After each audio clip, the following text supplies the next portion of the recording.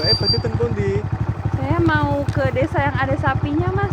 Loh, emangnya mau ngapain Mbaknya ke sana? Oh, saya mau survei buat KKN. Oh ya udah kalau gitu saya anterin aja Mbak. Oh, nggak apa-apa, Mas. Nggak apa-apa. Ya Mbak.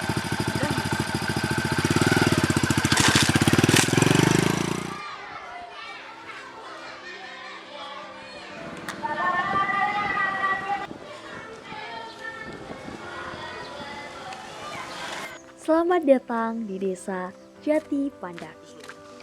Desa Jati Pandak merupakan bagian dari Kecamatan Sambeng, Kabupaten Lamongan, Provinsi Jawa Timur. Memiliki luas wilayah 130 hektar, desa ini berbatasan langsung dengan Desa Garung di sebelah barat, Desa Candisari di sebelah utara, dan dengan Desa Pamotan di sebelah timur dan selatan. Adapun wilayah Jati Pandak didominasi oleh tanah sawah dan tanah kering. Selain itu, terdapat tanah hutan produksi tetap milik perhutani yang mengelilingi wilayah Desa Jati Pandak. Desa ini terletak 5 km dari pusat Kecamatan Sambeng dan dapat ditempuh selama 15 menit menggunakan kendaraan bermotor. Desa Jati Pandak terdiri dari 3 dusun, yakni Pandak sebagai lokasi pusat pemerintahan desa, kemudian Dusun Seren, dan juga Dusun Lurus. Jumlah penduduk dari 3 dusun tersebut mencapai 1.800 jiwa.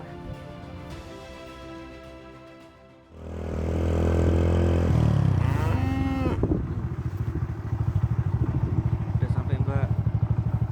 Akan turun. Ini di mana ya, Mas? Ini Balai Desa Jati Pandak Mbak. Oh, permisi, Bapak siapa ya? Saya Hanafi Mbak, Kepala Desa Jati Pandak. Monggo duduk. Tadi pas perjalanan ke sini saya dengar suara sapi, Pak. Apa itu sapi perah? Kebetulan saya mau ada proker mengenai sapi perah, Pak. Oh, bukan Mbak. Benar memang suara sapi, tetapi untuk warga di sini peternak sapi sebagai pembiakan, bukan sapi perah. Selain sebagai peternak, mayoritas mata pencarian warga adalah petani. Kalau Mbak lihat di kanan kiri itu di jalan ada tumbuhan tembakau, jagung, tebu yang ditanam ketika musim kemarau. Tapi kalau musim penghujan, sebagian besar warga menanam padi.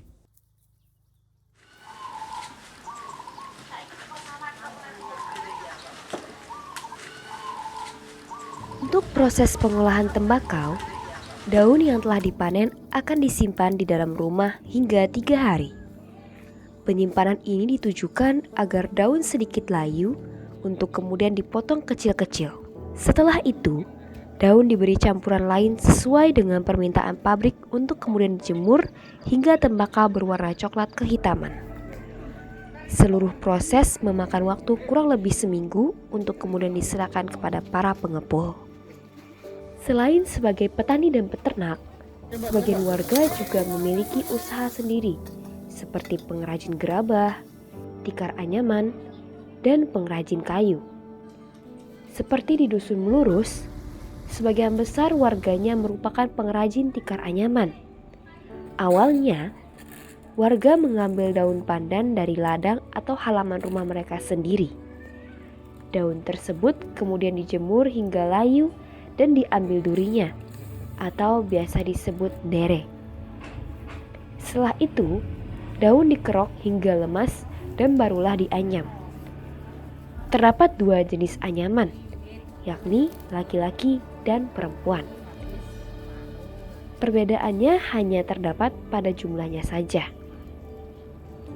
Keduanya merupakan bagian atas dan bawah yang dijahit hingga menjadi satu tikar yang tebal. Hasil dari anyaman tersebut telah dijual hingga keluar provinsi dan juga diekspor ke Eropa dengan harga mulai dari Rp50.000. Sementara itu, di Dusun Pandak, proses kerajinan gerabah diawali dengan mengambil tanah liat di lahan perhutani. Tanah tersebut kemudian dihancurkan dan dicampurkan cairan agar menjadi adonan. Setelahnya, adonan tanah liat dibentuk sesuai pesanan dan dibakar. Hasilnya, berbagai bentuk olahan gerabah seperti guci, vas, dan peralatan masak lain dijual ke pasar-pasar maupun ke para pemesan. Ketika siang hari, warga desa Jatipandak memiliki aktivitas yang padat.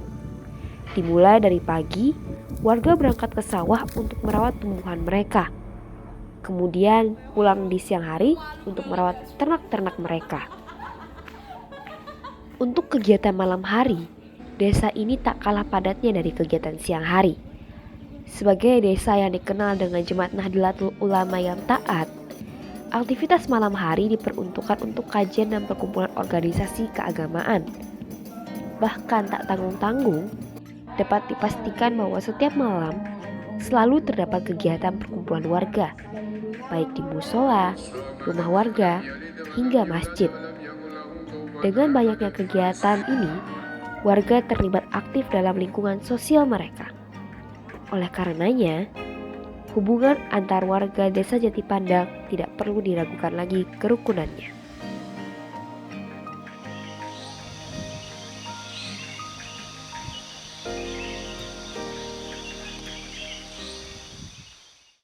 Pada tahun ini, Desa Jatipanda memfokuskan pembangunan di bidang infrastruktur dan pemulihan ekonomi masyarakat. Dibuktikan dengan adanya beberapa ruas jalan yang sedang diperbaiki. Ditujukan agar masyarakat mendapatkan dukungan infrastruktur yang layak agar membantu produktivitas mereka. Nggih, Pak. Nggak kerasa udah sore, Pak. Saya mungkin pamit dulu ya, Pak. Terima kasih banyak. Oh ya Mbak, kalau pulang hati-hati ya. Jangan lupa bilang permisi. Kenapa tuh, Pak? Tak jauh dari madrasah dan pasar desa, terdapat sebuah bangunan yang menjadi tempat peristirahatan Mbah Mas Tlogobiti. Konon katanya, beliau merupakan salah satu tabib dan juga murid dari Sunan Bonang yang hidup pada masa Majapahit. Beliau berkelana menggunakan perahu dan terhenti di desa Jatipandak ini. Pada saat itu, lokasi sebelah madrasah merupakan kumpulan sumber mata air yang diberi nama Sumber Pitu. Mbah Mas kemudian oleh warga dianggap sebagai salah satu pendiri dan penemu desa. Sebagai bentuk terima kasih, para warga mengirimkan doa kepada beliau setiap malam Jumat Legi dan membersihkan makamnya pada hari berikutnya.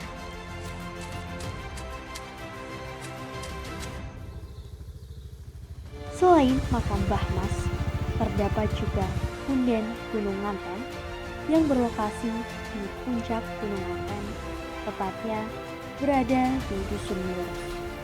Konon katanya, pada zaman dahulu terdapat sepasang pengantin yang hendak mengantar makanan ke desa sebelah.